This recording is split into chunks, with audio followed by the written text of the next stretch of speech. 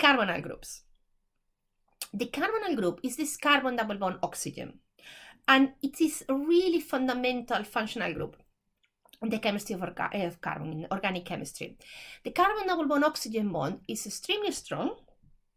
Carbon and oxygen have a similar size, they're next to each other in the periodic table. They make a double bond, and that double bond is being double rather than single makes it strong. It's a very stable bond, and at the same time it's very reactive because it has a very large polarity. You have the oxygen pulling from the electrons from the bond quite strongly, so you have a section of the bond, the oxygen, around the oxygen, where you have an excess of electrons, and a section of the bond where the carbon is that has a lack of electrons, so a partial positive charge. So that means we call that a polar bond. It has a section where it's lacking electrons and a section where it has an excess of electrons.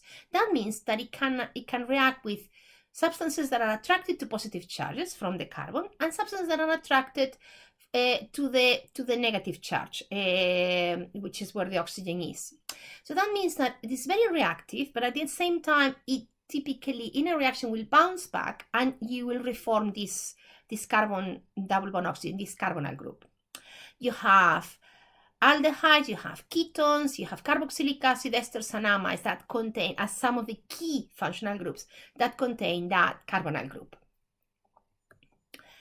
So aldehydes and ketones have at least one carbonyl group, and that carbonyl group might be or at the end of a chain, we call it a terminal carbonyl group, and then you have an aldehyde, or in the middle of a group.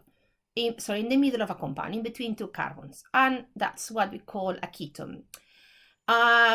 They don't have to be, in the case of ketones, they also have to be symmetric. You can have more carbon atoms, so we typically might have more carbon atoms in one side than the other, than the carbonyl group. And in the case of the aldehydes, the carbonyl group is always at the end or at the beginning, in what we call a terminal carbon, at the end of a chain. The carbonyl group is strongly polar because the sort of separation of charges is oxygen is pulling from the electrons from the bond, from the carbon oxygen bond, and most aldehydes and ketones are soluble in water unless they are really large, and then yes, the carbons kind of makes them very insoluble.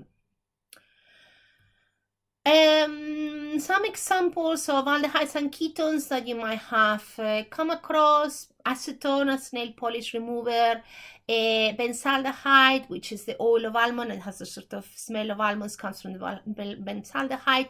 The oil of vanillin is also an aldehyde, or for example, the cinnamaldehyde, the flavor in cinnamon, is also, in this case, an aldehyde. They tend to have strong odors and in many cases pleasant odors. You will see that a lot of smells that we associate with the smell of vanilla, of cinnamon, apples, pears, that sort of smells that we associate with a particular fruit or a particular flower are aldehydes or ketones.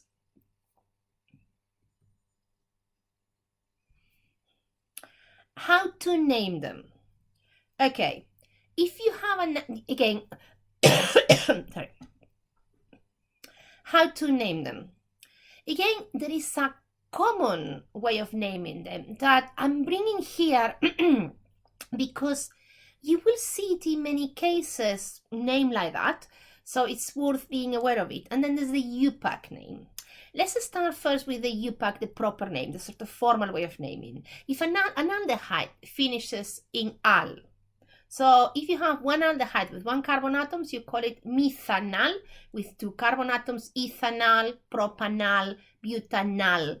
So al for aldehydes, different to all from alcohol. So methanal and methanol are different. Methanal is an aldehyde, methanol is an alcohol. Some of them have common names, like for example, methanal is typically called formaldehyde, ethanal is typically called acetaldehyde. The second way of naming them, the more common one, is instead of using al as a suffix, use aldehyde as a suffix. So methanaldehyde, ethanaldehyde, propanaldehyde, butanaldehyde. So that's how you can name them. the proper UPAC name, you're always correct with that one.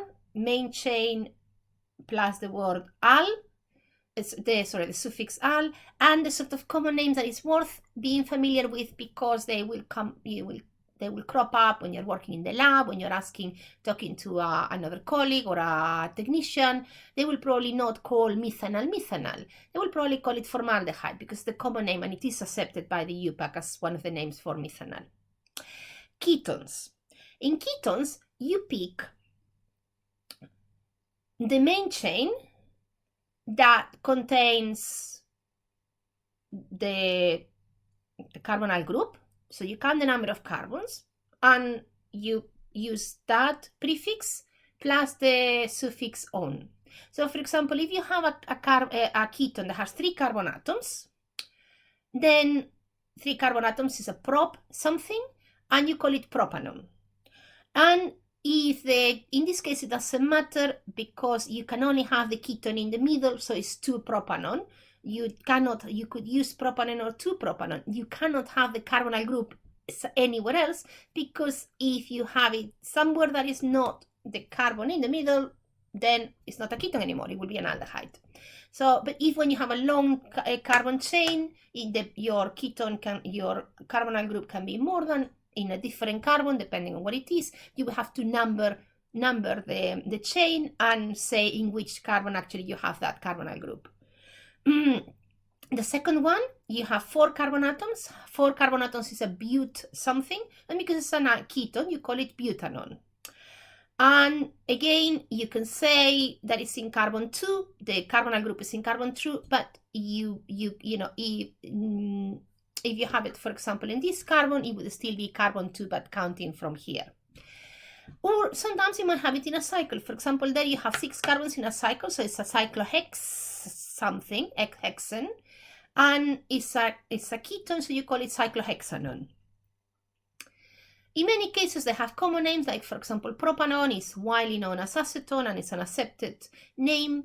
And sometimes you can hear them described as ketone is the carbonyl group, and then your carbonyl group will have one chain on the right and one on the left, and you name them. Like for example, the one in the center, one that we have called 2-butanone. If you look at it from the point of view, I have a carbonyl group in the middle of a chain, so I'm going to have a ketone. And the carbonyl group has in one side a methyl group and the other side an ethyl group. And that's why you call it methyl ethyl ketone.